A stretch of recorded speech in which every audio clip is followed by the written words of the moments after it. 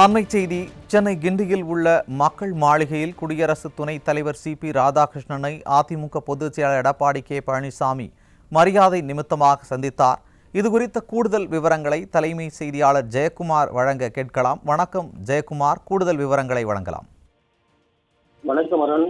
சென்னை கிண்டியில் இருக்கக்கூடிய ஆளுநர் மாளிகையில் துணை குடியரசுத் தலைவர் சி.பி. ராதாகிருஷ்ணனை அனைத்து இந்திய அண்ணா திராவிட முன்னேற்ற கழகத்துடைய பொதுச் செயலாளரும் சட்டமன்ற எதிர்க்கட்சித் தலைவரும் முன்னாள் முதலமைச்சருமான புரட்சித் தலைவர் எடப்பாடி கே. பழனிசாமி அவர்கள் மரியாதை நிமித்தமாக சந்தித்து பூங்கொத்து கொடுத்து அவருக்கு வாழ்த்து தெரிவித்து வருகிறார். குறிப்பாக இன்றைக்கு சென்னையில் நடைபெறக்கூடிய பல்வேறு நிகழ்ச்சியில் பங்கேற்பதற்காக குடியரசு துணை தலைவராக இருக்கக்கூடிய சி.பி. ராதாகிருஷ்ணன் சென்னைக்கு வருகை இருந்திருக்கிறார். சென்னைக்கு வருகை இருந்திருக்கக்கூடிய அவர் கிண்டியில் இருக்கக்கூடிய ஆளுநர் மாளிகையிலே அவர் தற்போது தங்கியிருக்கிறார்.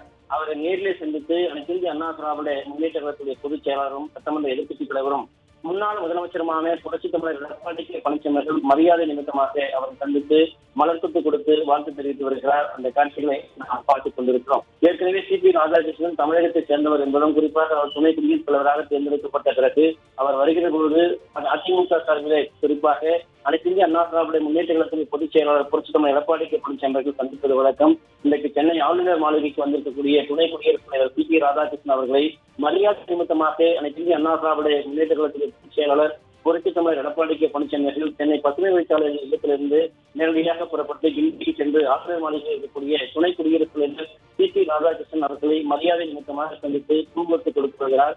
அந்த காட்சிகளை நாம் பார்த்து வருவது குறிப்பிடத்தக்கது. கூடுதல் விவரங்களை வழங்கியமைக்கு நன்றி ஜெயக்குமார்.